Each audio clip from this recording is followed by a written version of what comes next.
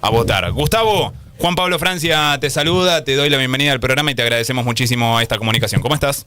Juan Pablo, buen día, un placer. ¿Cómo está? ¿Cómo está todo? Bien. Gustavo, bueno, contanos un poco tu mirada en torno a esto, más allá de las elecciones que se llevaron a cabo este último fin de semana en las 4 provincias que votaron. A mí particularmente me llamó la atención la participación, poca, por cierto. Bueno, cuando viste que es inevitable después de una jornada como la que tuvimos ayer, con 4 provincias votando, es inevitable hablar de ganadores y perdedores, ¿no? Entre los ganadores, claro que sí, los gobernadores que obtuvieron un respaldo importante o importantísimo para lo que les queda de mandato, ¿no? Porque lo que estaba en juego era ni más ni menos que las legislaturas provinciales. De esa perspectiva hay que felicitar, digamos, que fueron triunfos inobjetables y además que les vienen muy bien a ellos. Ahora, entre los perdedores yo citaría, y tomo esto que vos planteás, como un motivo de preocupación, porque si bien no es un tema de corto plazo, que se pueda corregir rápido, sí es cierto que la falta de participación electoral viene siendo un tema desde 2021 esta parte, ¿no? Es más, si comparásemos esta elección de 4 provincias de ayer con sus mismas elecciones hechas 4 años atrás, vamos a encontrar que ha habido un descenso de entre un 14 y un 5% en cada una de estas provincias. Ha habido una caída de participación electoral. Esto realmente es preocupante porque tenemos que agregar la elección santafesina de hace pocos días atrás, donde votó apenas el 47% del padrón, y te diría, sin temor a equivocarme, que no veo demasiados incentivos para que el electorado porteño también nos brinde una elección superavitaria en participación electoral, sino todo lo contrario, ¿no? Ahora, Gustavo, discúlpame que te interrumpa, repito, estamos charlando con Gustavo Córdoba, director de la consultora Suban Córdoba, pero vos decís, perfecto, esta es la fotografía, este es el diagnóstico, la gente no está yendo a votar. Pero hay algo que pareciera un detalle, y creo no lo es, sino todo lo contrario, y es que en Argentina el voto es obligatorio. Entonces, hay 2 factores que se extraen de esta situación o de esta coyuntura. El primero, el desinterés. El segundo, la interpretación de que esa obligatoriedad no tiene peso. Y te la pongo en un contexto. En el 2021 votamos en pandemia, en un contexto de recesión económica muy profunda, y además el presidente era Alberto Fernández. Hoy, en teoría, tenemos un presidente distinto, con una economía distinta. Entonces vale la pena hacer la comparativa y la reflexión. Yo creo que hay un problema de legitimidad democrática conformándose en el horizonte. Digo, tener elecciones por debajo del 50% es muy preocupante, y te diría que nadie se preocupa por eso, ¿no?, de la dirigencia. Nadie se preocupa por la calidad democrática de las elecciones, toda vez que tenemos también un gobierno que le pega, por ejemplo, al periodismo para no tener que hablar de la economía. Entonces tenemos una situación muy especial, muy particular. Creo que tenemos que empezar a entender que hay una fractura en la identidad de voto. Los argentinos votamos de una manera a nivel nacional y de otra distinta a nivel provincial. Vuelvo a insistir, lo que pasa en las provincias queda en las provincias, y tratar de nacionalizar un resultado provincial me parece que es tan incorrecto como hacerlo al revés, ¿no? Entonces, eso te extraigo como aprendizaje de la elección de ayer. Gustavo Alfredo Casado, ¿cómo estás? Hola, Alfredo. Hay países del mundo, todos sabemos que el voto no es obligatorio. ¿No habrá también, además de las explicaciones que has dado y de las que hemos hablado de carácter político, una anemia o una anemia democrática en la Argentina, y hasta una decisión casi de cierta vagancia en el sentido de no ir a votar? Bueno, pienso en una reforma política profunda, pero viste que siempre estamos tan urgidos de otras cosas que nunca es tiempo de hacer una reforma política como corresponde. Claro. De hecho, mira, te voy a señalar un aspecto.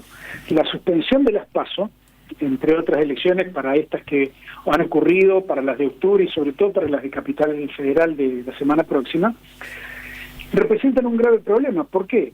Porque las PASO, fíjate, por ausencia de ellas, nos estamos dando cuenta de su valor. En el ordenamiento, en el filtrado de candidaturas fantasma, ¿no? 17 candidatos tenemos en la Ciudad de Buenos Aires para votar, es un numerazo. Otro aspecto es que han matado la vida interna partidaria o de los espacios políticos, han acrecentado el poder del dedo a la hora de elegir candidatos, y esto me parece que es una mala noticia, ¿no? Porque son menos incentivos para que la sociedad vote. cuando ve este tipo de procesos de acumulación de poder interno en los distintos espacios de la política, ¿no? Y Gustavo, cuando ustedes, desconozco, decime si es así, o si lo planifican, o si por el contrario no, pero cuando ustedes preguntan a la gente o a una determinada porción de cierta población ¿por qué no se va a votar? ¿Cuál es la respuesta? ¿Desinterés? ¿Falta de representatividad? Quizá esto que vos remarcabas como carencia de legitimidad política. Yo no uso la palabra legitimidad porque me parece que lo más determinante para ir a poner un voto dentro de la urna es la representatividad, que es decir, cuán representado se siente uno por determinado espacio político, no quizá por un candidato puntual, pero sí por un espacio. ¿Cuál es la respuesta para esa decisión de no ir directamente? ¿Cuántas horas me das? No, te doy 2 minutos, pero porque es radio, si no me quedaría tomando un café y charlando. Mira, hay que entender primero la frustración económica de la sociedad argentina generación tras generación. Creo que ahí hay un punto muy importante. Un segundo punto, hemos tenido procesos de crecimiento económico muy esporádicos, eso también.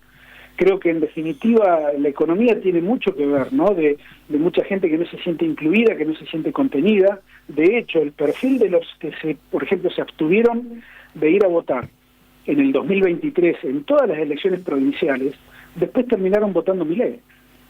Por eso es llamativo este abstencionismo actual, ¿no? Espera, eso me interesa, Gustavo. Es decir, la porción que no fue a votar en aquel momento, cuando volvió a la participación activa en términos políticos, votó a Milei. Exactamente. No sé si vos recordarás, nosotros sosteníamos en el 2023, cuando salían los resultados provinciales y todo el mundo decía, bueno, Milei no tiene nada en las provincias, nosotros decimos, perdón, tiene, y va a sacar 45 puntos en Mendoza, en Salta, en San Juan. Ese votante estaba muy enojado por la falta de inclusión económica y por la falta de perspectiva económica. Entonces, compraban el discurso de Milei de romper todo y crear algo nuevo. El dilema que tenemos hoy, y la pregunta que yo me hago, que es retórica, que no tiene respuesta, es, ¿estaríamos acumulando frustración del 2023 más la frustración actual de la economía? ¿A dónde vamos a ir con esta frustración acumulada? Este es un dilema que solamente la política puede responder, ¿no? Milei ya es parte de la política, es parte del sistema político, gobierna desde hace más de 1 año y medio, por lo tanto ya está integrado al sistema, y esta es la preocupación que yo veo, ¿no? Si en aquel momento la gente encontró en Milei el formato para sentirse representada, bueno, ¿qué está pasando hoy, no? Porque de ninguna manera podemos, celebrar o festejar un triunfo provincial como nacional, como hizo Milei con Chaco, por ejemplo. Si en Chaco la Libertad Avanza hubiera ido solo, hubiese sacado 5 puntos. ¿Qué tal? ¿Cómo le va, Córdoba? Cerolini lo saluda. ¿Qué tal? ¿Cómo te va? A ver, ahora viene la elección de la Ciudad de Buenos Aires y en septiembre, a principios de septiembre, la de la provincia de Buenos Aires. Que esos resultados, si esos resultados no son favorables a la Libertad Avanza, ¿pueden influenciar después en los otros, en los que son nacionales, las elecciones nacionales? Es decir... Te separo de provincia de Buenos Aires porque en realidad yo considero que son 8 elecciones, son 8 secciones y no hay una candidatura unificada provincial, sino que hay candidaturas por sección electoral, ¿no? Entonces, pero hay partidos, digamos, que juegan. Sí, digamos, que el peronismo tenga un buen resultado ahí, ¿le puede dar una proyección a la próxima elección o no? No, yo creo que no. A ver, vamos por partes. El único distrito hoy per se que tiene el potencial de ser nacionalizado o nacionalizable, depende de los resultados, es Capital Federal. ¿Por qué? Porque allí está la concentración máxima de poder mediático, político y comunicacional. Todo lo que ocurre en Capital Federal se nacionaliza per se. Dicho esto, no podemos nacionalizar un resultado provincial, ¿no? Como por ejemplo, no podemos decir que el 13% que sacó la Libertad Avanza en Santa Fe en las elecciones de constituyente constituye un voto castigo a Milei, ¿no? No podemos. Como tampoco podemos decir que ganar el Consejo Deliberante en Salta es un voto premio a la política económica de Toto Caputo. Eso no lo podemos decir. Ahora, esta elección porteña, de alguna manera sí va a tener incidencia en la política de alianzas del oficialismo nacional y del oficialismo de la ciudad. Eso sí me parece que es muy relevante porque, mira, si el PRO se junta con la Libertad Avanza, suman aproximadamente 40 puntos contra 33, 34 del peronismo. Ahora, si el PRO va por fuera, hay un empate clavado entre el peronismo y la Libertad Avanza. Eso es determinante. Ahora, también hay que señalar que en la elección porteña el oficialismo de la ciudad y el oficialismo nacional pueden ser derrotados, ¿no? Potencialmente. ¿Y qué significa eso? Significa que, así como estamos hablando de que las 4 elecciones de ayer fueron un voto respaldo a cada uno de los gobernadores, bueno, yo creo que habría que empezar a analizar que si hay una derrota para Adorni y hay una derrota para los Penato, hay que empezar a analizar el voto castigo, tanto al gobierno nacional como al gobierno de la ciudad, ¿no? Bien. Gustavo, muchísimas gracias por estos minutos.